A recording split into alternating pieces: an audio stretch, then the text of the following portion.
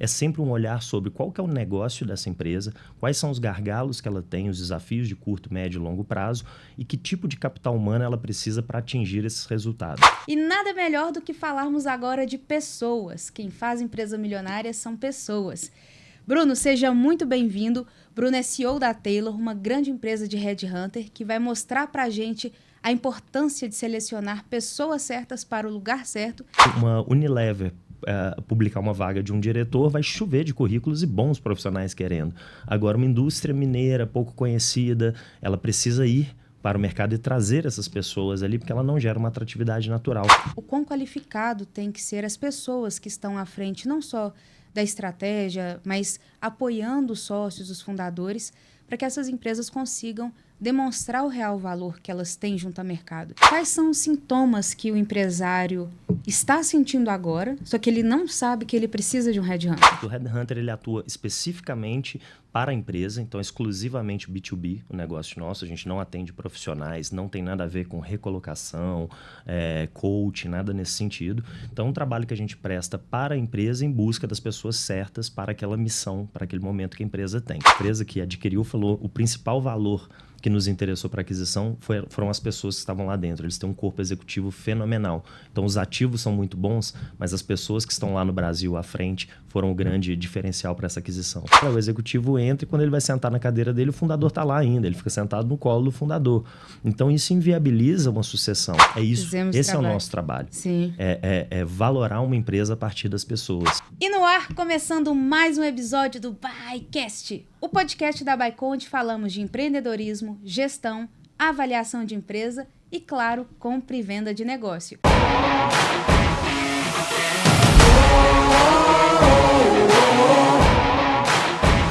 E nada melhor do que falarmos agora de pessoas. Quem faz empresa milionária são pessoas.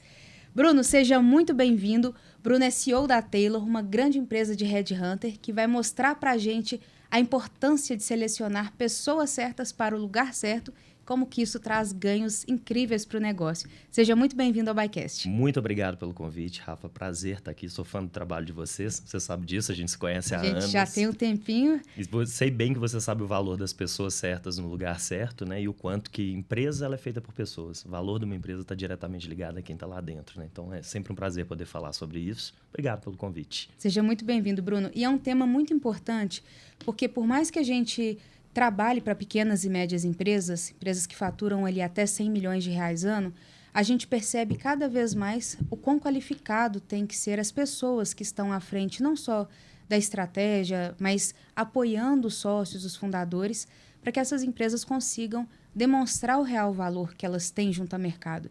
Perfeito. E essa sua especialização, né, o headhunter como um todo, tudo isso que você faz, essa qualificação, essa seleção de portfólios, de mandatos, de pessoas, é algo que tem uma importância no mercado e tem que ficar no radar do empresário. Sim. Em ter especialista como você ali no portfólio de assessores. Mas antes da gente começar, eu queria que você contasse a sua história. O porquê que você foi para a consultoria aí, né, de pessoas, né, de headhunter, a Sim. própria parte de gestão de capital humano como um todo. Antes até disso, eu vou falar um pouquinho do que é o headhunter, né? Para a gente conseguir separar, né? Quando a gente fala do mundo de pessoas para empresas, a gente tem várias nuances, várias consultorias que atuam em diferentes frentes. O headhunter ele atua especificamente para a empresa, então exclusivamente B2B, o negócio nosso. A gente não atende profissionais, não tem nada a ver com recolocação, coach, nada nesse sentido. Então, é um trabalho que a gente presta para a empresa em busca das pessoas certas para aquela missão, para aquele momento que a empresa tem. A forma com que eu cheguei nisso é mais ou menos a mesma que todos os headhunters, que é de paraquedas. Ninguém não tem faculdade para isso, não tem cursos para a formação de headhunter, então não é uma profissão que normalmente as pessoas ambicionam ter ali na carreira. Normalmente ela vem de um headhunter que você conhece por acaso e que te identifica e fala, pô, peraí que você tem um potencial para ocupar, para ser essa pessoa, para atuar como headhunter. O que são essas características? são pessoas que têm uma facilidade de relacionamento muito grande. Então, quando eu busco um headhunter para a equipe, vai estar sempre sobre essa ótica. A facilidade que a pessoa tem para se relacionar, para se comunicar, para criar vínculos fortes, para ler pessoas, identificar potenciais, e comunicação, obviamente, negociação, e que são pessoas que conseguem entender de negócios. Porque a gente não está falando de pessoas ali somente, não é um recrutamento sobre avaliação comportamental, nem nada assim. É sempre um olhar sobre qual que é o negócio dessa empresa, quais são os gargalos que ela tem, os desafios de curto, médio e longo prazo e que tipo de capital humano ela precisa para atingir esses resultados. Então, nossa missão é maximizar resultados das empresas, última linha da empresa, a partir das pessoas certas ali. Então, entender de pessoas, entender de negócios é a base da nossa profissão. Então, o Headhunter não tem uma formação específica. A gente tem na equipe economistas, a gente tem na equipe advogados, a gente tem administradores, já tivemos engenheiros químicos. Então, é muito mais sobre o perfil da pessoa do que necessariamente a sua experiência prévia ou acadêmica. No meu caso, não foi diferente. Minha formação é publicidade e propaganda. Comecei profissionalmente em TI, fui uma formação técnica em TI. Atuava com publicidade e propaganda, uma boa parte da minha carreira, até que o momento que acho que todo jovem passa em alguma medida, que era aquela do, putz, e agora? E agora? Não é isso, não é aqui que eu quero, não é isso que eu me vejo, mas o que eu vou fazer? Já formei, já comecei a atuar na área, e aí, por um feliz acaso do destino, eu conheci uma headhunter que estava fazendo uma startup de uma multinacional em Belo Horizonte, tomando um café com ela, sem compromisso nenhum. Ela falou, pô, peraí, você é headhunter. E eu falei, bom, não sei bem o que é isso não, mas enfim, na minha profissão, do jeito que eu tô, não pode piorar. E quando ela me explicou e me apresentou e eu fiz parte do startup dessa empresa, foi amor à primeira vista. Na primeira semana eu falei, gente, a profissão que é conhecer histórias, conhecer pessoas e conhecer empresas, é tudo que eu gosto na minha vida. E de lá para cá já são aí 13, 14 anos fazendo isso. Então, algumas centenas de executivos contratados, de empresas atendidas, então algumas boas histórias. As histórias que eu tenho, normalmente eu falo que são muito mais sobre o outro do que sobre mim. Eu não tenho muito para falar dos meus grandes feitos, eu gosto muito mais de falar dos grandes feitos das pessoas que eu tenho o prazer de conhecer todos os dias. Então tem umas historiazinhas boas para contar. E deve ser um privilégio mesmo ter essa oportunidade. Quando você falou, eu fui vendo muita coisa que parece até com o nosso modelo de negócio. Acho que as nossas profissões são meio primas aí em algum momento. Sem dúvida. Que é uma profissão que não existe formação, né? Então, hoje o advisor, o negociador, corretor de empresa, ele não tem uma formação acadêmica ou até de treinamento para poder o posicionar daquilo. Mas sim, tem que ser uma pessoa dinâmica, precisa ter essa visão de negócios. Porque nós somos privilegiados, né, Bruno? A partir do momento que a gente consegue conhecer vários modelos de negócio, a nossa mente se amplia, o nosso network também. E aí fica divertido trabalhar, né, sendo assessores aí de movimentos tão importantes, tanto em você em colocar braços direitos e pessoas que vão entregar resultado para empresas, e a gente na movimentação estratégica dela em algum momento. Então, é algo que... Somos primos no mercado, sem dúvida nenhuma. E até uma complementaridade muito grande entre nossos negócios, né? E ter esse privilégio de todos... Eu falo que é um MBA por dia. Cada sala que eu entro para tomar um café ou para conhecer alguém, eu estou conversando com os principais executivos do mercado, ou os principais empresários do mercado, ouvindo deles as histórias e as dores. Então, se você tem a capacidade de extrair o melhor daquela conversa, como você bem falou, sua mente ela dilata numa velocidade absurda, que é o grande tesouro da profissão. É o que eu falo com toda a minha turma. Isso aqui é o principal valor no que a gente tem. Se você souber aproveitar, é maravilhoso. Se não, se você tratar de uma forma transacional, aí possivelmente faz mais sentido outras profissões. Vai trabalhar num RH interno, vai trabalhar na área comercial, vai trabalhar em várias outras frentes que têm capacidades similares ali, mas não com tanta pluralidade, né, de conteúdo. Um dia eu estou falando, mesmo dia, de água sanitária, de indústria de água sanitária, e saio para falar de mineração de ouro, e no meio disso tudo eu converso sobre mercado de saúde. Então isso para mim é muito gostoso. Isso é genial. Isso é genial. Que bom, então descobrimos que somos primos de profissão, isso é ótimo. Isso aí. E uma grande oportunidade, né? Você traz até a formação dessas profissões, né? Então, é algo que precisa ali ter mais incentivo, precisa ter mais pessoas vendo isso como talvez uma academia, cursos que possam qualificar essas pessoas. Temos oportunidade de mercado Rafa, de sermos os pioneiros no lançamento das Nossas profissões ainda não formalizadas. Amo falar sobre isso porque é uma carência. Eu tenho muito uma missão de catequizar um pouco mais o mercado. Eu dou muita palestra e aulas em faculdade, muito mais para apresentar a profissão, criar esse desejo, não só a coincidência tardia na carreira de chegar nessa profissão. E tem um ponto muito importante que todas as consultorias de gestão que eu conheço, ou, enfim, até de M&A e de headhunting, obviamente, tem uma dor de contratação de pessoas. Justamente por isso, né? A gente contrata pela soft skill ali. Então, é muito difícil a gente identificar isso num currículo ou qualquer outra ferramenta óbvia ali. Tem que ser realmente um feeling muito grande. Só que nossas profissões, elas são baseadas em consultoria. Vocês têm que ser consultivos, eu tenho que ser consultivo, as consultorias de gestão também. E as pessoas usam o termo "eu sou um consultor" de uma forma muito simplificada. Ser consultor demanda uma metodologia. Qualquer que seja, consultor de M&A ou consultor de recrutamento executivo, é uma metodologia que você faz de fato, analisar uma empresa, analisar pessoas em todas as esferas e conseguir propor soluções criativas. Então, por mais natural que seja no nosso dia a dia, pode ter certeza que o nosso trabalho está passando por uma análise sistêmica, consultiva, para que a gente proponha soluções. Então, como que a gente pode criar formas e ambientes de formar consultores? Se você vai sair depois disso para ser um consultor de pessoas, ou um consultor de M&A, ou um consultor de gestão, ou qualquer outra coisa, as skills serão as mesmas. Então, isso eu acho que é uma baita de uma oportunidade para criar uma escola de formação de consultores, onde a gente vai desenvolver o pensamento consultivo de forma sistemática. Sem dúvida nenhuma. O consultor, ele tem essa... O consultor, né, na sua essência, como você mesmo disse, ele tem esse QI um pouco diferente, porque ele é amplo na sua visão mental. Ele não é tão analítico, ele também não é tão comunicador, não é tão executor, não é tão planejador, então ele consegue estar adequado ao ambiente para a demanda que vem. Então, Sim. Isso é muito, muito importante dentro dessa estrutura. Mas vamos então agora entender quando um headhunter ele é identificado, né, precisa-se ali daquela consultoria. Em qual momento que a empresa vai precisar contratar vocês? Quando ela está muito grande, no seu nascimento. Eu queria que você trouxesse para a gente essa visão agora bem mais prática para o empresário de pequeno e médio porte, desmistificar um pouco disso. A headhunter é só para empresa multinacional. Não, cara, às vezes você está crescendo e precisa agora elencar pessoas do seu nível para poder jogar um outro jogo. Então, queria que você trouxesse esse briefing aí pra gente. Legal. Nos acionam quando a corda está no pescoço, né? Infelizmente... Normal, né? A gente tem que salvar. É isso aí. É na hora que a coisa aperta que chama um headhunter. Em geral, infelizmente, o mercado ainda é muito assim. Quando eu já tentei contratar um executivo e não consigo encontrar, aí eu trago um headhunter para dentro.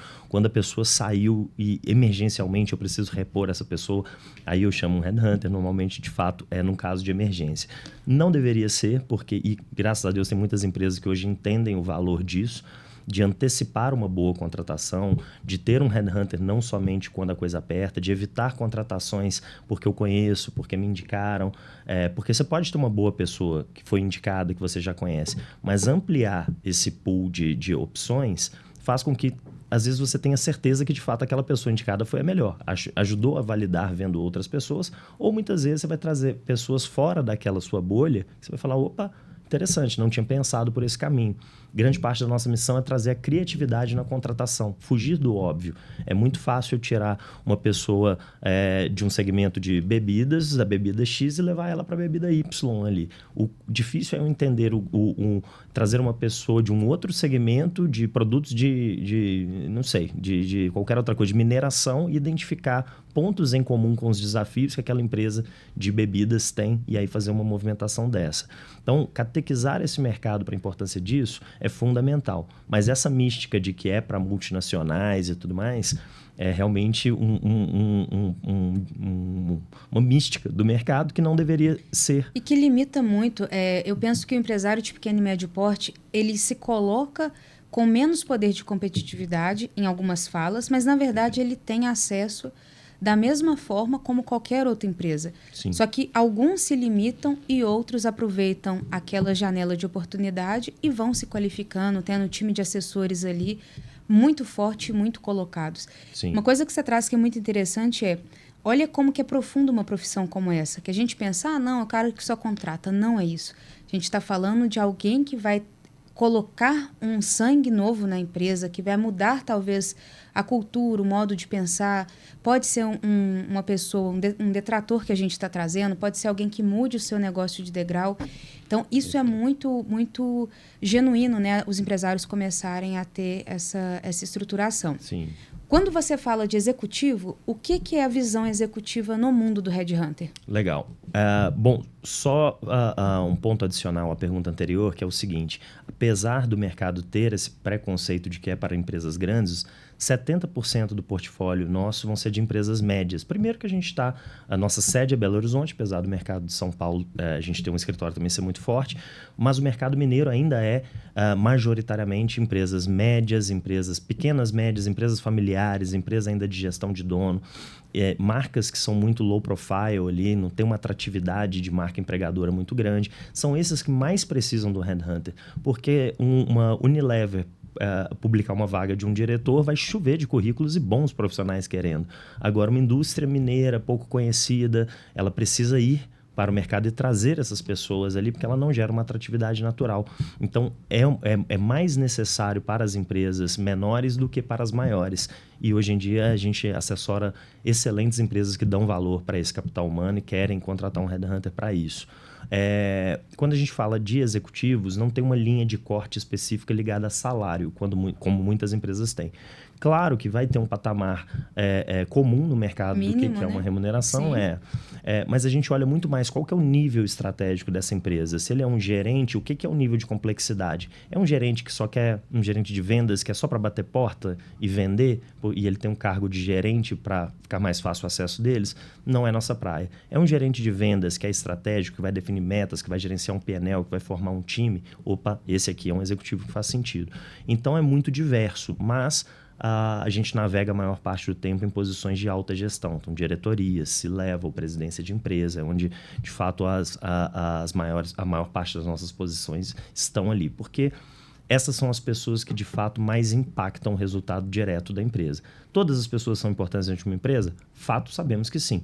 Mas aqueles que estão ali no volante são os mais capazes de impactar o resultado. Então, falo que o que a gente mede de sucesso da nossa contratação, ele não vai ser na imediata contratação, não vai ser na assinatura de proposta, não serão nos primeiros 6 meses, vai ser pelo menos 1 ano para a gente ir lá e checar. E aí, empresa, esse CEO que a gente contratou, ou esse CFO, como foi qual que é o balanço dele aí no final de 12 meses? E aí, se de fato a empresa ou o empresário falar realmente ele agregou valor, aí missão cumprida. Até lá, a gente ainda fica apreensivo para ver se de fato era a pessoa certa no lugar certo. O encaixe perfeito. Uma coisa que é muito importante, né, quando você foi trazendo aqui, a gente nunca deve contratar alguém que a gente não pode demitir.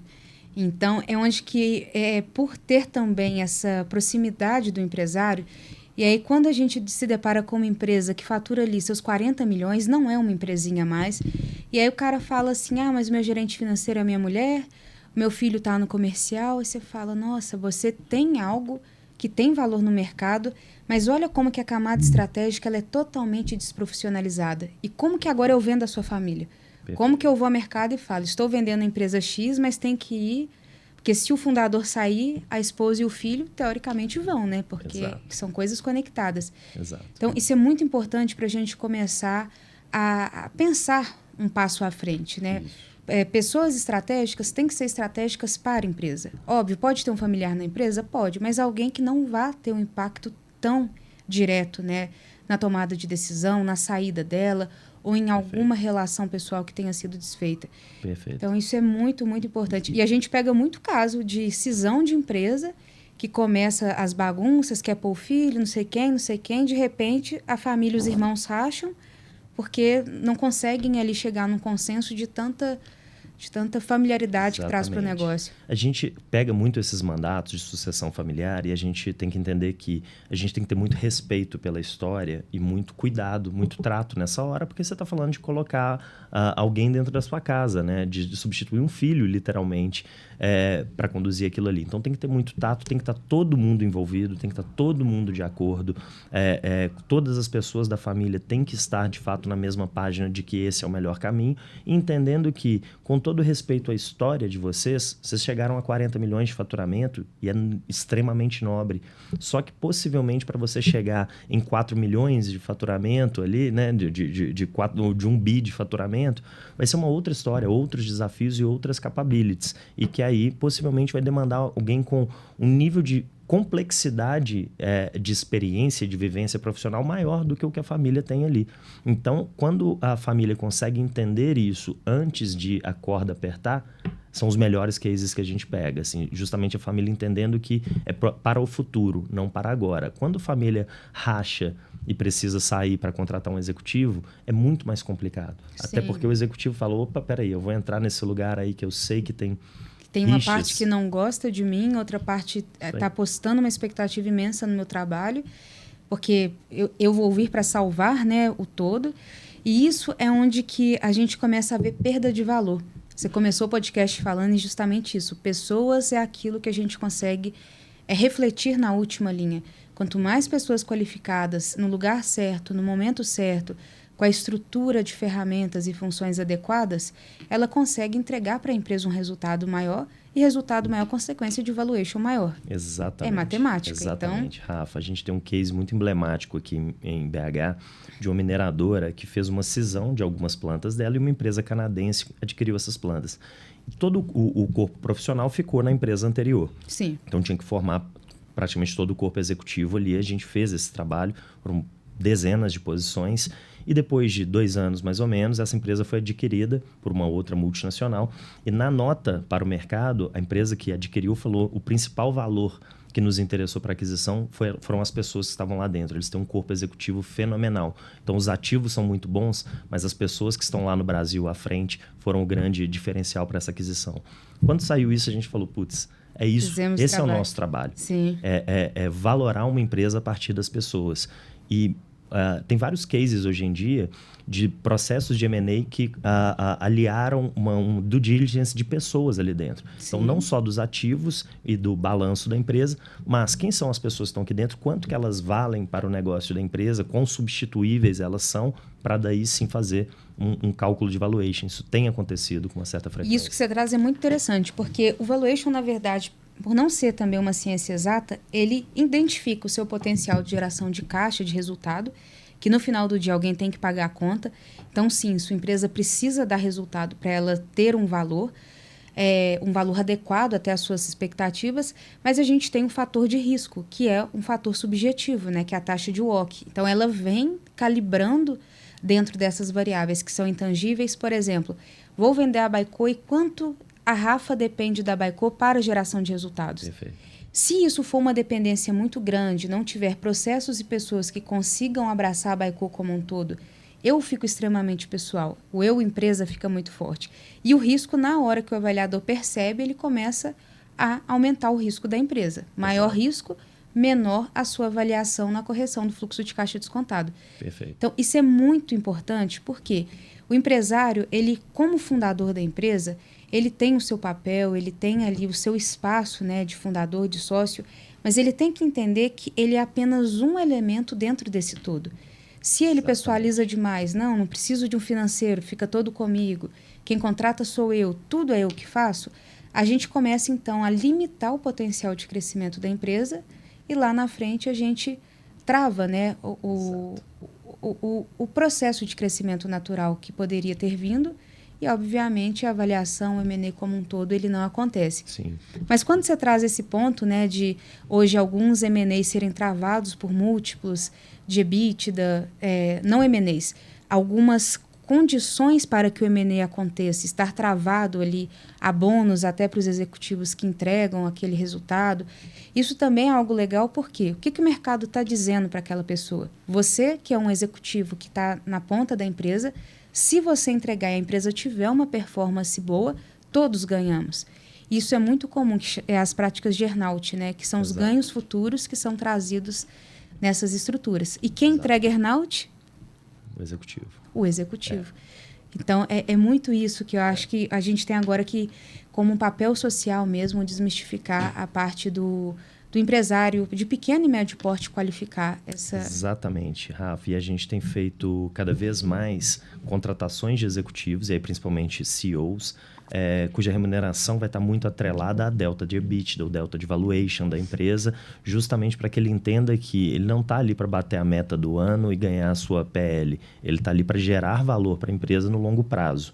Então, isso muda um pouquinho a visão e a atuação daquele executivo sobre a empresa. E, obviamente, no final das contas, toda empresa está buscando a geração de valor. Está buscando aumentar o seu valor. Quer ela vá fazer um movimento de liquidez, quer não. O objetivo de todo empresário, obviamente, é aumentar o valor da sua empresa. Quando a gente tem empresas, e você vai saber melhor do que eu, obviamente, sobre isso, essa é uma grande dificuldade da venda de empresas de serviços, por exemplo. Serviços, em geral, são muito pessoalizados, são muito linkados ao CPF. Então, fazer essa ruptura depende muito dos processos bem feitos, da gestão de pessoas. E eu falo muito que é o fundador, e aí serve para qualquer empresa, é o fundador estar o tempo inteiro se policiando do como eu posso sair daqui. Será que hoje eu posso sair daqui? O tempo inteiro está pensando nisso. E se eu sair? Quanto que isso aqui perde valor? Exatamente. Você traz um ponto excepcional como exemplo e como prática, que é essa visão que o empresário, esse exercício que ele precisa fazer com muita precisão. Porque se é dependente, óbvio, empresas jovens, 5, 10 anos, vai ter uma dependência maior dos fundadores, dos sócios. Mas a gente está falando de empresas familiares de 30, 40 anos de mercado, que aquela cultura está muito forte presencialmente, né? De pessoas, tem que estar aqui só gente da família, que são minhas pessoas de confiança. E isso daí é onde que a competitividade começa a ficar desleal. Exato. Porque às vezes uma empresa de 40 anos, a gente tem exemplos, né? O próprio Hermes Pardini, uma empresa Sim. de 40 anos, que é uma empresa listada em bolsa, e quantos laboratórios ficaram no mesmo caminho, começando na mesma época, e é algo também extremamente pessoal, né? Que é algo mais difícil de processuar do que alguém que colhe o seu sangue. Então, Exato. É um nível de treinamento, um nível de pessoas, um nível de estratégia que foi criado por um todo, e a gente vê E uma essa empresa diferença. que sempre cuidou muito disso. Uma empresa que mesmo durante os muitos anos, que foi uma empresa familiar, mas sempre com um corpo executivo de mercado extremamente qualificado. Então é o que eu falo de cuidaram disso previamente, não só na hora de buscar fazer um movimento de liquidez ou qualquer outro tipo. E esse movimento, e aí falando de empresas menores, você tem que preparar o fundador ou a família para essa saída. Não é fácil você deixar. Várias vezes a gente vivenciou casos onde eu quero contratar um CEO e o empresário sempre fala, não, eu quero que ele toque tudo, eu quero ir embora e nem ter que vir aqui. Não acontece fácil assim. Muitas vezes o executivo entra, e a brincadeira que a gente fala é o executivo entra e quando ele vai sentar na cadeira dele, o fundador está lá ainda, ele fica sentado no colo do fundador. Então isso inviabiliza uma sucessão. Então, vários casos e cada vez mais a gente tem feito assim, opa, peraí, ao invés de contratar um executivo, nós vamos fazer um outro movimento. Agora mesmo a gente tem um cliente aqui de 350 milhões de faturamento, que a gente quer contratar um CEO. Eu falei, bem entendi, fizemos todo o processo consultivo na empresa até chegar numa conclusão de não, ainda não.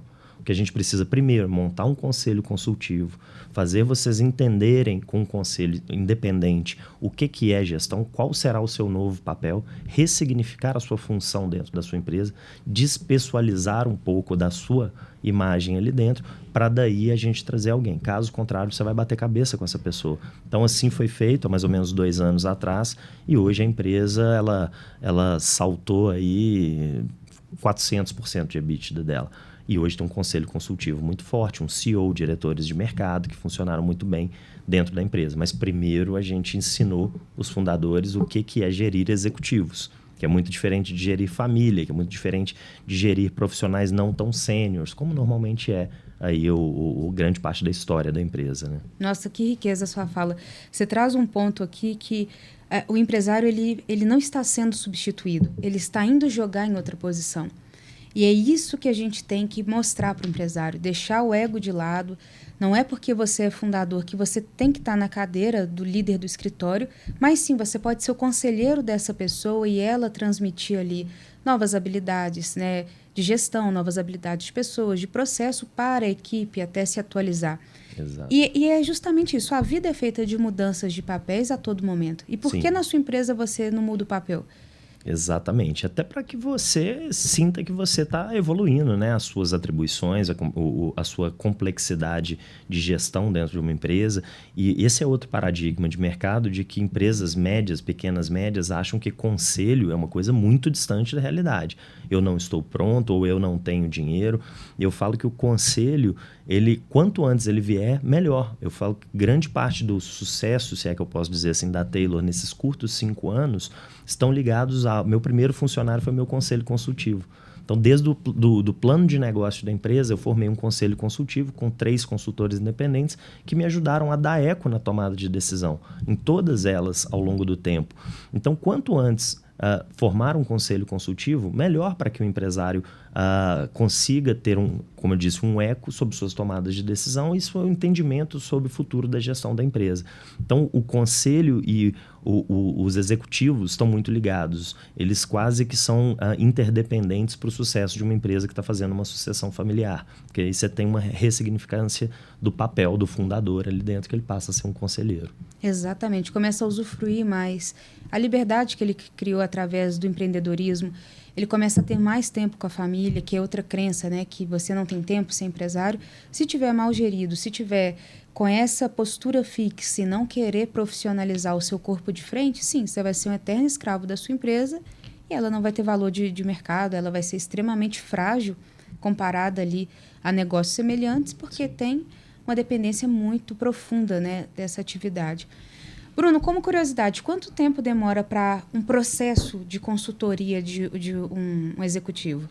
Rafa, obviamente não tem um número exato para isso, mas ele é um processo que normalmente não demora menos de 60 dias, desde o start do processo até a efetiva ocupação da função pelo profissional. Tanto porque a gente tem o nosso tempo todo de entendimento, de consultoria, de fato, para entender os desafios do negócio. Um segundo ato nosso, que é o realmente de buscar no mercado. Maior parte dos processos de contratação de executivos, eles são de executivos que estão trabalhando. Então, é tirar uma pessoa de uma empresa e negociar a vinda dela para outra empresa. Esse processo não é um processo rápido. E o terceiro step, que é o profissional fazer a transição dele. Cargos de alta gestão não são assim, eu vou sair daqui uma semana. Eles demandam uma transição muito bem feita e justa com aquela empresa que estava. Então, esse processo normalmente dura ali 60 dias, podendo variar, obviamente, do nível de complexidade, de exigência da posição. Tem alguns desafios maiores. A gente tem um cliente, um excelente cliente aqui, que está num processo de recuperação judicial, que a gente foi trazer um CEO. Trazer um CEO para uma empresa que está em recuperação judicial é um desafio, porque o CEO olha e fala, putz, como é que eu vou entrar numa empresa que está em RJ? Só que aí a gente tem que também catequizar muitas vezes o executivo, por mais que muitas vezes ele sabe, de que recuperação judicial não quer dizer falência, é um outro tipo de desafio. Eu vou encontrar alguém que resolva este desafio. É diferente de trazer alguém que resolva um desafio de expansão de uma empresa. De crescimento. De crescimento. Ou de alguém que, como fazemos várias vezes também, que vem para preparar a empresa para um IPO. Alguém para conduzir uma recuperação judicial é uma outra expertise. E a gente trouxe um excelente profissional de uma multinacional de São Paulo, que ele viu naquela oportunidade de falar, cara, esse vai ser meu grande case de carreira. Porque ele viu que era uma empresa extremamente possível de sair da RJ e sair bem. Falou, cara, eu vou pegar isso aqui e vou ter uma excelente história para contar de entrar numa empresa que estava em RJ, começando uma RJ, fazer todo o processo de transformação, de turnaround da empresa. E eu tenho certeza que daqui 4 anos eu vou ter revertido esse resultado e a gente vai conseguir apresentar para o mercado uma empresa excepcional para qualquer entrada de capital que ela precisar ali dentro. Então, ele viu um brilho nisso ali. Então, não tem como esse processo acontecer do dia para a noite. Ele é um processo de negociação, de convencimento e de identificação muito forte. Com relação às funções, por exemplo, eu, como sócia da empresa, eu acredito que as funções que aquele cargo vai executar é essa, mas vocês conseguem trazer uma visão até em questão de deficiência, por exemplo, falta isso antes da gente ter talvez um diretor de pessoas, porque o RH não está muito bem gerido, questão de processo não está gerido. Isso a consultoria consegue também ajudar nessa clareza junto ao empresário? Suas perguntas são sensacionais, Rafa. São todos os nossos dilemas do dia a dia. Esse trabalho ele é fundamental. Porque normalmente o cliente não sabe o que ele quer. Ele acha que quer uma coisa e a gente sabe que não é aquilo que vai resolver. Então a gente tem que desenhar junto com a empresa qual que será de fato aquela função e escopo daquele profissional e fazê-lo entender que não era exatamente aquilo que ele precisava. Caso vigente agora, um mandato que a gente está, os sócios, são 2 sócios de uma empresa de 1 bi de faturamento, que chegaram com a demanda do queremos um CEO. E aí, quando a gente foi fazendo todo o nosso processo longo de consultoria e de envolvimento com eles, eu falei, opa, peraí, não é um CEO que vocês precisam. Os 2 são extremamente ativos, presentes no negócio, jovens, que performam super bem. Um deles com viés muito comercial, negócios, o outro total operação. Os 2 fazem um trabalho brilhante, a empresa extremamente saudável. Para que um CEO? Vocês vão para onde nesse momento? Vocês vão ter alguém que vai mandar em vocês, sendo que vocês fazem muito bem? O que está deficiente aqui é sua área administrativa, financeira, processos, gestão, pessoas. Então, é um CFO que vocês precisam. E depois, se esse CFO ascender e ir para uma posição de CEO e vocês para uma posição de conselho, é um outro step. Mas primeiro, a gente precisa suprir essa deficiência aqui. Para a gente, inclusive, isso é pior, porque eu estou pegando um mandato menor do que um mandato de CEO. Financeiramente é menos rentável para mim, mas é aquilo que vai resolver o problema daquele cliente. Essa é a visão de qual que de fato é a engrenagem que você precisa mexer na empresa. Então a gente constrói isso junto com as empresas, exceto multinacionais que normalmente já tem o escopo muito claro, qual que é a função, enfim, o que vai ser aquele cargo. Mas a maior parte do tempo é esse processo de construção conjunta.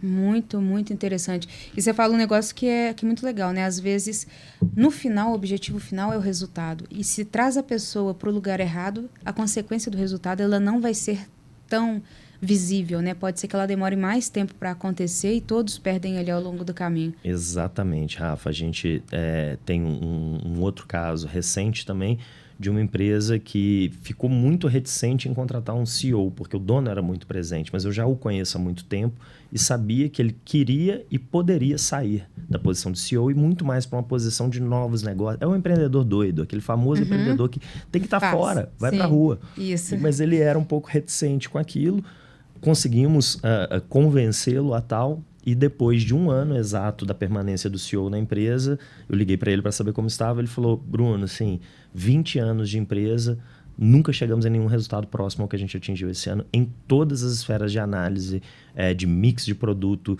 de faturamento, de margem, de tudo, de portfólio de clientes. Ele está assim, melhor coisa que você fez na minha vida. E a vida dele melhorou muito, que ele foi fazer exatamente o que ele é bom e que ele gosta de fazer, que é doideiras de empreendedor. Então, esse é que é o negócio, assim, qual pessoa que vai impactar melhor o resultado daquela empresa. Esse que é o segredo. Muito bom. Me conta agora um segredo, então. Quais são os sintomas que o empresário está sentindo agora, só que ele não sabe que ele precisa de um headhunter? Bom, ele normalmente tem uma frase que eu gosto muito do Edwin Buzala, fundador da Buzala & Co., que ele fala a grande parte das vezes os principais problemas de gestão estão nas pessoas certas. Então, o cara que depõe até contra o negócio dele, que é consultoria de gestão. Sim. E ele fala que muitas vezes não é uma consultoria de gestão, é a pessoa certa no lugar certo. Então, normalmente é quando o empresário começa a ver que ele está perdendo valor, ele está perdendo mercado, ele está perdendo qualquer tipo de espaço na empresa, e aí ele começa a falar, putz, por que será que eu estou tendo esses problemas hoje na empresa? E aí ele começa a entender que são as pessoas certas no lugar certo. Muitas vezes o produto dele é muito bom, o mercado dele é muito bom, mas ele não está conseguindo atingir todo aquele resultado porque ele não tem as pessoas certas atuando naquele sentido ali. Então, são dores de negócio. Aí ele fala, opa, peraí, talvez realmente não esteja na minha capacidade chegar nesse ponto aqui. E aí ele começa a considerar trazer pessoas mais sêniores, pessoas de mercado. Então ele vai começar a perder pessoas, mercado, ele perde um todo, né? Ele começa a não ter talvez mais aquele brilho das pessoas o referenciarem como uma autoridade, ele já começa a perder ali, desgastar mesmo, até pela múltipla função que ele vai ser colocado dentro desse... Perde talentos, né? Porque quando os talentos olham para cima e falam, putz, lá em cima só tem família, dono, ali eu nunca vou entrar, então por que eu vou ficar me dedicando a fazer minha carreira nessa empresa aqui, cujo teto é tão baixo? Aí ele começa a perder talentos, ele começa de fato a entender que a empresa está envelhecendo, de certa forma, né? E está cada vez mais complexo a guerra por talentos. Então, as empresas não podem mais se dar o luxo de, como era no passado, eu anuncio uma vaga, todo mundo bate na minha porta aqui. Hoje em dia, não. Os profissionais escolhem muito bem onde eles querem trabalhar. E acesso à informação dinâmica, Exato. Posicionamento de marca, de branding, de tudo vai ali dando inputs para a pessoa direcionar de forma natural. Mas se a empresa não tem isso, ela precisa realmente dessa ponte, né? Deixa eu buscar o mercado, mostrar que a gente consegue fazer. Qual que é a diferença de um headhunter para pessoas e um headhunter para empresas? Não existe headhunter para pessoas. E isso é muito difícil. A gente tem que... a gente fala que a gente tem uma missão muito grande de formar o mercado nesse entendimento, que é o headhunter, ele é exclusivamente para as empresas. Então, muitas vezes a pessoa fala, eu contratei um headhunter para minha recolocação. Não. Você não contratou um headhunter, você contratou um job hunter ou você contratou um assessor de carreira, porque o job hunter procura um trabalho para aquela pessoa. O headhunter procura uma cabeça, procura uma pessoa para aquele trabalho. Então, são duas lógicas reversas que não se misturam ali. Interessante. Mas tem muito. O mercado tem esse trata jargão tudo. De mercado, Trata tudo como a mesma coisa. Se eu fico bravo, eu falo que tinha que ter um CREA dos headhunters para fiscalizar ali quem é que de fato pode usar essa nomenclatura. Porque muitas vezes você vê uma analista de RH no LinkedIn dela, analista de recrutamento / headhunter. Com todo respeito, cada um na sua função, mas você não é um headhunter, você é um recrutador. Porque você está recrutando somente para a sua empresa, você está recrutando de uma forma completamente diferente. O headhunter, ele tem só contrata executivos, então um analista de RH não é o caso. O headhunter, ele está o tempo inteiro em contato com os executivos. Grande parte do nosso trabalho está nos bastidores, estar relacionando, estar jantando, estar num cafezinho, estar num evento, sabendo o que está acontecendo em cada empresa, em cada mundo dos negócios, o que está acontecendo na carreira daquele executivo, estar, de fato, pegando um elemento surpresa. Uma das nossas movimentações recentes, a gente levou um CEO para uma empresa que a empresa jamais imaginaria que esse CEO estaria disponível, mas eu sabia de bastidor de mercado que ele estava fazendo reflexões sobre a carreira dele. Eu falei, vamos almoçar? Fundador e esse CEO que estava trabalhando e aparentemente muito bem no mercado, quando os dois almoçaram, deu aquela liga, e isso só o headhunter consegue fazer por estar o tempo inteiro em contato. Nossa agenda é estar o tempo inteiro ouvindo o que está acontecendo com o mercado e o que está acontecendo com as pessoas. E não somente quando eu tenho uma vaga. A vaga, quando ela vem, ela já está feita praticamente. Então, a gente já tem todo aquele lastro. Entrou uma posição de CFO hoje... de certa forma, eu já sei quem são as possibilidades daquilo ali. Porque tem 12 anos que eu estou conversando com os principais CFOs do mercado. Sim. Então, é diferente a atuação das profissões. E aí você vai no mercado de uma forma ativa, por mais que a pessoa já esteja trabalhando, o seu papel também é mostrar oportunidade, até para que ela se coloque no papel de reflexão e entenda o movimento de carreira que ela quer fazer. Exatamente. O segredo está aí. Assim, grande parte das vezes o profissional, não estou avaliando, eu estou bem. Mas espera aí, vamos conversar.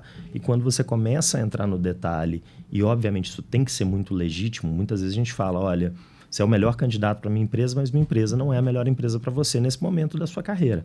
Então, a gente tem que ajudá-lo a identificar pontos olha aqui, isso aqui que para você hoje não é tão bom aqui, eu consigo te entregar. Aqui eu consigo te entregar isso, aqui eu consigo te entregar um horizonte futuro maior. E aí sim, encaixar a peça e o profissional falar, opa, peraí, ele tem razão. De fato, vale a pena conversar sobre isso aí.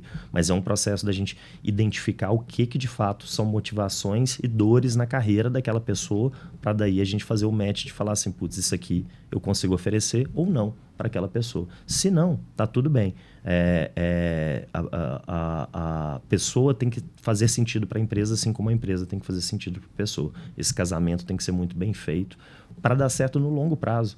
Né? Um executivo, ele não vai demonstrar, ele não vai cumprir sua missão em um ano. Exatamente. O ciclo não é curto. É um ciclo de médio prazo, é 3+, é o mínimo que ele consegue fazer, porque ele é uma visão muito estratégica. Então, até a operação entender o movimento, começar a convergir para aquilo e aquilo gerar um resultado, a gente precisa dessa variável que é o tempo. E ainda tem o gerar resultado, por exemplo, esse que eu citei o caso de um ano. Ótimo, o melhor resultado da história. Esse resultado vai se manter no segundo e no terceiro ano? Ou foi só um tiro curto ali? Se manteve no segundo e terceiro ano. Chegou no terceiro ano, ele conseguiu preparar a empresa para não depender dele, ele ter uma sucessão, ele conseguiu criar, de fato, uma plataforma onde não haja tanta dependência. Aí, normalmente, o 4º ano é um ano que, se bem feito o trabalho, ele consegue falar, de fato, cumprir o meu mandato. Essa é uma das principais dores do empresariado hoje, que é dessa nova geração de profissionais, que, assim, essa turma não quer mais fazer ciclos longos na empresa. 4 anos já são ciclos longos, mas espera aí. Essa matemática não fecha. Porque não tem como você apressar o tempo. Não tem como você acelerar suas horas de voo. Exatamente. Não adianta colocar 3 grávidas do lado que vai nascer em 9 meses. Tem que esperar o tempo mesmo, né? Isso aí. E essa turma não quer esperar. Então, quem serão os líderes do futuro? Quais histórias eles conseguirão contar de início, meio e fim, a ponto de chancelar que, se ele fez isso lá atrás, ele pode fazer isso no meu cliente. Então, se ele fez uma reversão de uma empresa em RJ do começo ao fim ali dentro, se eu tiver um outro desafio similar, ele possivelmente vai dar certo aqui. Então, você precisa de ter essa história. E cada vez mais a gente senta com futuros executivos que têm grandes casos de iniciativa, mas não de acabativas, que fecharam ciclos em 2 anos ali. Aí conta a história, gerei resultado em 2 anos. Mas e daí? Será que esse resultado é sólido? Ele vai se sustentar ao longo do tempo? Você saiu, a empresa estava preparada para a sua saída? Você tinha sucessão? Então, esse é o grande desafio. Como vamos fazer para nos adaptar aos futuros líderes, né? A gente até escreveu essa semana sobre a mudança do CEO da Ambev. 30 anos de casa para se tornar CEO. Isso vai acontecer no futuro? Pouquíssimo provável que essa nova safra vai conseguir. Consiga ter essa perpetuidade. Não vai. Então, como que uma empresa pode se adaptar para formar líderes em ciclos mais curtos e como também o contrário é verdadeiro? Como esses profissionais vão entender que a coisa não acontece do dia para a noite? Então, tenha paciência, tenha solidez no que você faz e visão de longo prazo. Se não de longo, pelo menos de médio e não de tão curto como está acontecendo agora, né? Isso é muito importante até pela consolidação da pessoa no mercado, porque você com 15 anos de mercado, eu também, a gente já é autoridade. Porque a gente já passou por vários cenários, vários exemplos na prática ali que trouxeram repertório, musculatura, resiliência. Será que eu fico ou não nessa área? E aí, com o passar ali de 3 ciclos de 5 anos, você já tem ali uma visão de falar, poxa, se ficou até hoje, de fato, é algo que ele conseguiu entender ali o caminho, né, do sucesso. O pessoal está querendo receber muito rápido antes de entregar, antes de criar. Sim, a gente está percebendo isso também. Nossos clientes têm falado muito isso, a dificuldade da qualificação. A pessoa sai da faculdade, tem um exemplo de um laboratório. E eles têm ali vários analistas farmacêuticos, né, que fazem ainda exames muito básicos dentro daquela estrutura. Só que para você subir, você vai ter que ter skills diferentes, habilidades diferentes, né, de um todo, que não se ensina na faculdade, para você ter esse ponto a mais, né, para subir dentro das corporações. Essas horas de voo, não tem como. Não tem. Você de fato solidificar a sua carreira sem horas de voo, assim. Tem gente que fala, mas o Mark Zuckerberg largou a faculdade, não sei quem largou. Mas é 1 em 7 bilhões, gente. Aí a gente pega as exceções e a gente quer naturalizá-las. Como regra, E isso é muito errado, isso é muito difícil. A gente vê muito isso no M&A. Ah, mas a minha empresa está com prejuízo e por que ela não pode ser vendida? A Netshoes foi com prejuízo de 2 bi. Então, assim, uma em um universo imenso de empresas com uma visão muito clara que foi jogada tributária. Eles pegaram os bilhões de crédito a pagar, incorporaram na Magazine Luiza e ficaram ali um tempo sem pagar impostos, né? É isso aí. É exceção se tornando regra, né? Então, é isso que a gente tem que ver. O caminho mais simples é o caminho certo. Empresa é feita para gerar resultado. Sim. Pessoas no lugar certo têm que gerar resultado. E tudo isso converge para um lucro que você, como fundador e empresário, é o mais beneficiado. Exato. Se não entende essa regra, não joga esse jogo. Exatamente. Que milagre a gente ainda não consegue fazer, né? Não tem. E hoje em dia, assim, e aqui eu vou falar sem medo de errar margem de erro, sem colocar margem de erro. 100% das minhas conversas com líderes empresariais surge a pauta do que eu vou fazer com essa nova geração. 100% delas. A gente está passando por isso também. E é muito ruim, porque as pessoas se vitimizam atrás de rótulos. Então, a gente tem hoje um corpo de 30% da nossa equipe são mulheres. E eu me lembro que uma virou e falou assim, não, mas a mulher não tem espaço, que não sei o quê. Eu falei assim, como assim não? Eu falei, eu vim do interior. Então, entende, para mim já foi difícil estar em Belo Horizonte porque eu sou de uma cidade de 50 mil habitantes. eu sou casada com uma mulher, então não sou padrão social. E por que eu não posso ser dona de uma empresa? A minha diferença é que eu trabalhei e continuo trabalhando. Mas as pessoas hoje estão utilizando muito isso da forma errada, né? Utilizando talvez esses rótulos de diversidade, de coisas para poder... uma hora vai chegar em mim porque eu sou obeso e negro, eu sou mulher gay, eu sou isso, sou aquilo, então eu vou ficar esperando. Não. Faz sua parte. Faz Cria a o sua seu parte. valor. Do mesmo jeito que a gente está falando de gerar valor, criar valor nas empresas, entenda que você, profissional, é uma empresa. Você tem que cuidar do seu rótulo, do seu produto, do seu mercado, do valor que o seu produto tem. Isso é o profissional. É isso que faz a gente... É isso que a gente paga por um bom executivo, é o valor que aquele produto tem.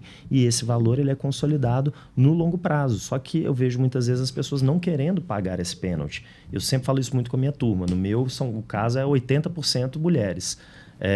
Inclusive em todas as posições. Minhas 2 sócias são mulheres, no conselho e tudo mais. Não é só na base, como muita empresa faz ali para tirar foto no LinkedIn, né? A nossa é legítima ali dentro. Mas eu falo isso muito com a turma jovem que está chegando. Eu falo, muitas vezes vocês estão olhando para a gente, para mim, falando assim, pô, é isso aí que eu quero. O cara, ele viaja, eu viajo direto, eu amo viajar. Pego aqui, fico um mês fora, eu saio, vou buscar meus filhos na escola, eu vou trabalhar de casa. Pô, é isso aí que eu quero. São 15 anos trabalhando muitas vezes 10, 12 horas por dia. A geração comercial. Eu não fico fazendo cold call, eu não fico batendo porta de cliente. Mas são 15 anos criando meu nome, minha reputação, para eu poder ficar sentado na minha cadeira e meu telefone tocar e entrar uma proposta grande. Isso não tem como acontecer do dia para a noite. Exatamente. Então, é você olhar para o futuro e falar, o que eu quero? Se realmente, eu quero qualidade de vida, ok, entenda o que você vai receber lá na frente por isso. Eu quero trabalhar só home office, eu quero trabalhar X dias por semana, eu não vou trabalhar até depois de 6 horas, eu quero... Tudo bem, saiba o preço que possivelmente você vai pagar lá. Mas fulano fez assim, deu certo? É a exceção. Normalmente, você vai ter que pagar um duro preço ao longo de um bom tempo para, de fato, chegar no momento onde você vai colher os frutos, escolher quando você quer trabalhar, onde você quer trabalhar, se você vai trabalhar hoje ou não. Exatamente. Você trouxe um ponto de maturidade, eu acho que para as pessoas que estão ouvindo, que querem empreender, para o empresário que sente essa dor, então entenda que a gente não está sozinho. Isso é a mudança que o mercado está mostrando, né, que vai ficar cada vez mais latente, e aí reforça a importância de ter alguém buscando essas pontes de pessoas que são de fato qualificadas, profissionais, que não querem trazer isso. E, obviamente, eu tenho hoje, depois de 10 anos trabalhando, aí eu comecei a Baicô, né? Até um fato interessante para a gente ver. E o pessoal, né? Como a Baicô começou comigo, com meu sócio e com a Rê, que é a nossa primeira sócia, então começou um biscoitinho, literalmente. E eu fiquei muito tempo no comercial e fazendo muita coisa sozinho. Então, fazia e jogava para dentro os mandatos, as coisas. O pessoal tá assim, Rafa, você precisa de um estagiário. Eu tô assim, não, deixa que eu tô de boa. Pode deixar, deixa o time comercial com o seu diretor comercial. Tem um time de serviço que entrega os laudos e o M&A, mas deixa eu ficar ainda sozinha. E, coincidentemente, eu consegui uma pessoa de 22 anos, que hoje é o meu assessor, que eu falo, gente, olha como que a gente também rotula. Tem pessoas boas e pessoas ruins, mas a gente tem agora que buscar com a peneira mais funda ali, né, na seleção. Mas ainda tem pessoas que vêm, tipo assim, Rafa, quando eu tiver 30 anos, eu quero estar aqui. Eu falei, tem espaço. Tem espaço, mas entenda que é um jogo de no mínimo 5 anos. É algo que demora para acontecer. Entende a complexidade de vender uma empresa? Então, não vem querer comissão milionária em 1 ano como estagiário. Não existe isso, isso é romantismo. Não estou aqui para te vender sonho, mas se você estiver disposto a trabalhar, pode ser que em algum momento isso vá acontecer, que é natural. Exatamente. E como eu falei, que as pautas são sempre baseadas nessa, hoje, das dores dos executivos, de como contratar essa futura geração. Eu escuto muitas vezes assim, Bruno, o que eu faço? A turma tem que fazer 2, 3 dias de home office, está todo mundo pedindo isso. A primeira pergunta que eu faço é, em que você acredita? O que você quer para o seu negócio? Você acredita em 3 dias de home office por semana? Não, de jeito nenhum. Para mim, tinha que estar todo dia aqui. Então, essa é a primeira coisa. Primeira premissa. Esquece você fazer algo que vai totalmente contra o que você acredita. Essa é sua empresa. A empresa é reflexo do dono, sim. Agora, se você também não entender que tem que mudar um pouquinho a nossa crença mais antiga e adaptar, não mudar para atender as demandas da nova geração, mas flexibilizar, ter um dia de home office, talvez, ter uma flexibilidade de horário e tudo mais, você também fica fora da guerra de talentos. Esse é um ponto. Entenda legitimamente o que você acredita, o que você não acredita, o que não é negociável para você e o que dá para você flexibilizar. Ponto 1. Ponto 2 é essa máxima do generalizar realmente. Essa geração não quer mais. Pode ser que, assim como a gente está falando das exceções, pode ser que a maior parte, de fato, tenha mudado. Mas então reforce o seu recrutamento. Exatamente. E vai ser muito mais difícil identificar, muito mais difícil. Talvez você tenha que contratar 10 para tirar 1, que antes você contratava 10 e tirava 8, talvez sim. Mas então reforce, capacite melhor o seu RH, traga recrutadores para recrutar melhor e identifique esses tesouros como você encontrou, que você vai falar assim, putz, ainda existe gente que está disposto a fazer o que eu fiz. Exatamente. Né? Então, isso assim, acho que foi muito, muito nobre tudo isso que você compartilhou, toda essa abertura de cabeça mesmo, para que a gente vá entendendo a importância de ter uma pessoa numa cadeira especializada, que é a cadeira de trazer pessoas para o nosso negócio, porque a geração de valor está aí. Exato. Em tanto indústria, quanto empresas de serviço, quanto varejo, são pessoas a todo momento à frente, construindo, fazendo, com persistência, com essas habilidades diferenciadas, e essas são empresas que serão diferenciadas. Exatamente. E esse é um ponto... Isso aí. Então, se for preciso, reduza o seu corpo de pessoas, mas reduza trazendo os mais excepcionais ali dentro. Eu falo que hoje a gente está no menor tamanho da empresa desde a nossa fundação, com a maior eficiência e os melhores resultados da história da Taylor em 5 anos. Então, é como que a gente vai ser mais criterioso na seleção, ser mais empenhado em estar o tempo inteiro tentando identificar os melhores talentos que ainda estão por aí, ainda tem, e até melhores do que a gente, porque eles nascem com um potencial, com acesso à tecnologia, com entendimento, com uma velocidade muito maior. Se consegue aliar isso com a vontade, a paciência e a dedicação, precisa trabalhar 12 horas igual o Bruno trabalhou? Não, gente, isso não cabe mais no mundo, né? Uhum. Mas será que de 9 a 6, com 2 horas de almoço, vai conseguir, de fato, se destacar e ser... E respeitar a variável tempo? Exatamente. Aí você está... Realmente são profissionais jovens que podem ter um futuro extremamente promissor. Sem dúvida. Eu falo que nunca teve tão fácil se destacar profissionalmente. Essa é a grande verdade. É palavra de quem está aí há quase 15 anos identificando quem se destacou profissionalmente. Por quê?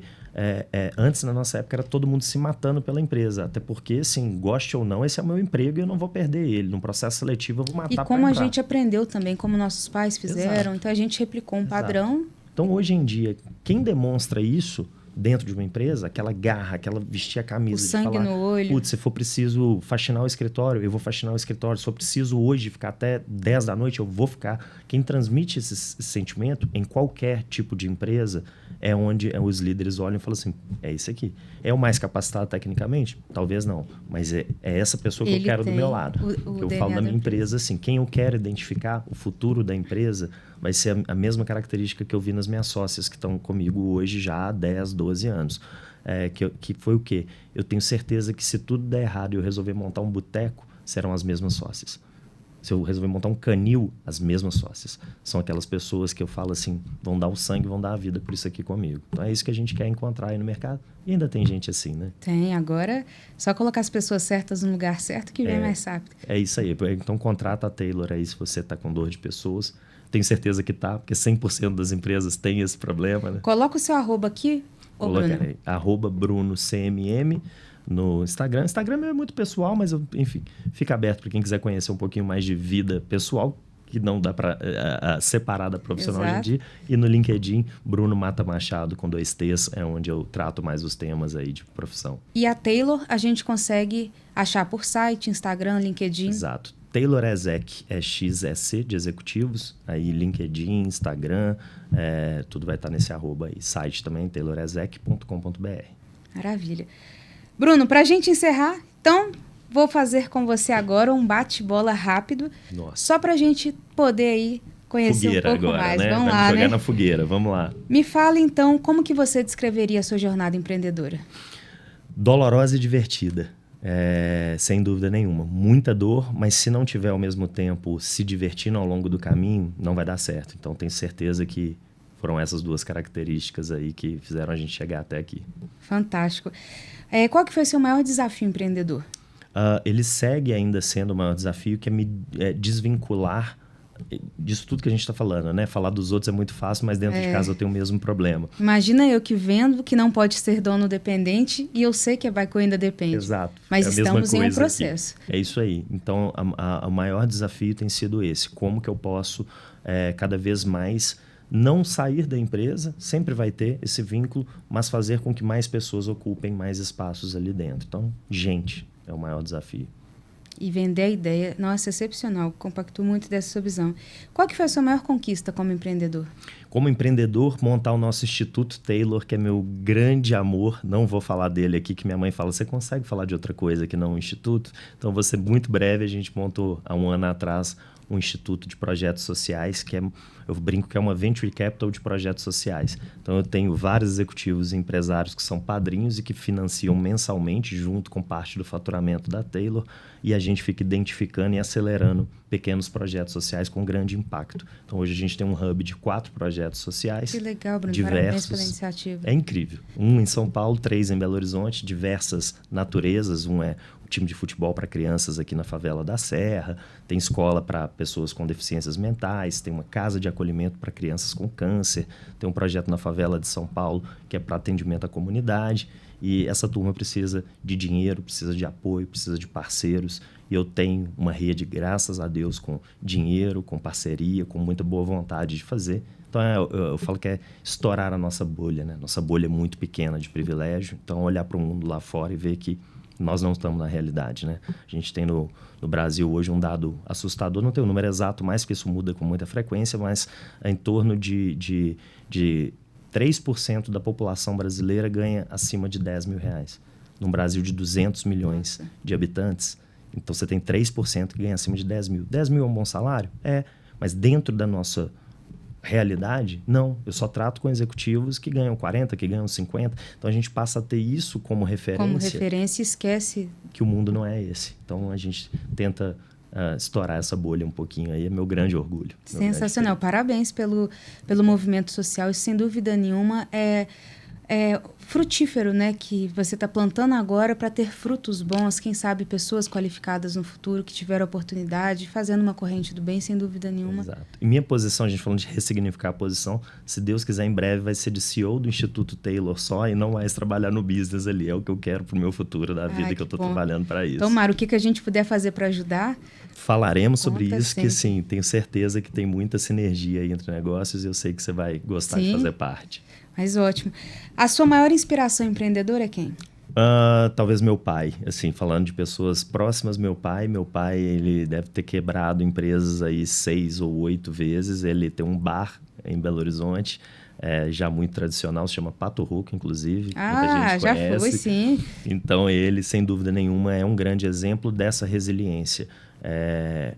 O que eu falo que uma das minhas maiores reflexões é assim, Bruno, pense que pode dar tudo errado. E principalmente se prepare para, se der tudo errado, você ter humildade e paciência de começar de novo. Então eu olho muito para ele enfim, me admiro nisso. E no universo em geral, sou um grande fã do Rony Meisler, que agora deixou a reserva, Caíto Maia da Chili Beans, enfim, acho que os grandes clássicos aí de empreendedores que mais do que fazer negócios rentáveis, se divertem. Sim. Né? Eu acho que é esse o grande segredo. Caíto toca um AC/DC ali no meio e vai no meio da palestra, vai embora. Maravilhoso. E pra gente fechar, qual sonho você pretende realizar? Penso que você já tenha respondido. Tem vários, né? Mas esse, sem dúvida nenhuma, do Instituto ser cada vez maior e mais impactante. E dentro de casa, obviamente, eu tenho 2 filhos. Meu sonho um dia é olhar para eles e falar assim, putz, são pessoas que deram certo, são pessoas do bem, são pessoas felizes. Então, esse aí A referência já tem, né? Se Deus quiser, quero ser um seguir. exemplo disso aí. Então, mas é um desafio. Paternidade não é maternidade mais ainda, mas enfim, filhos são o nosso grande projeto de vida, deixar pessoas boas para o mundo, né? Excelente. Bruno, muito obrigado pelo tempo, pela aula, pela explicação, pela desmistificação. Acho que esse trabalho que você está fazendo, investindo seu tempo em vir aqui para a gente poder pulverizar a importância de ter profissionais e assessores, consultores como vocês ao lado dos empresários, qualifica toda a cadeia, porque como a gente falou no início, né, processos e pessoas é igual a resultado. Resultado é lucro e lucro é valuation maior. Exatamente. E a gente ajuda um todo, né, com esse projeto que começa na ponta com você e lá no final a gente vai ter números melhores para poder apresentar. Rafa, muita gente reclama do mercado mineiro. Não tem oportunidade, fazer negócio aqui é difícil. Tudo passa quando o empresariado entender o valor de ter as pessoas certas, bem remuneradas, felizes, trabalhando e entregando resultados. Então, quanto mais a gente mostrar para as empresas o valor disso, daqui 10 anos, talvez meus filhos não precisem ir para São Paulo, como grande parte dos bons profissionais vão, para ter boas oportunidades. O mercado mineiro vai conseguir absorver e entra num ciclo virtuoso muito bom, né, de resultados. Só em números estatísticos, Minas tem 16 milhões de habitantes. Se a gente for levar isso para a Europa, a gente está falando de quase 31 países juntos. É isso aí, é loucura. A gente não pode tá tão distante do mercado de São Paulo assim. Que a gente é a segunda melhor praça, o segundo melhor ambiente de negócio do país. E a distância é assim, um abismo entre a forma de fazer negócio. Tem espaço para crescer, para qualificar, para trazer filial de empresa, montar sedes, fazer M&As, então... Não acontece porque não dão o devido valor ainda às pessoas certas. Mas a gente vai fazer muito barulho ainda. Vamos junto nessa Daqui 15 anos a gente volta aqui e fala, lembra daquela conversa? Por isso que eu sou fã de quem se dispõe a fazer negócios em BH, porque é acreditar na cidade, é acreditar que não dá para aceitar a verdade de que aqui não é bom profissionalmente. Tem tudo para ser bom, mas as pessoas têm que acreditar e têm que ter paciência, porque realmente aqui é um mercado desafiador. Então, parabéns pela Baico, por nos dar à cidade empresas que são excelentes no que fazem e não precisa ir para São Paulo para achar os melhores, não, que tem um celeiro excelente. Exatamente. Muito obrigado pelo tempo, Bruno. E aí, pessoal, gostaram desse episódio? Se sim, é só você clicar aqui para conhecer um pouco mais da Taylor, conhecer um pouco mais do Bruno, e aí ter um headhunter ao seu lado, empresário, para você qualificar, crescer e ter um valuation maior ainda mais. Até o próximo Bycast, pessoal!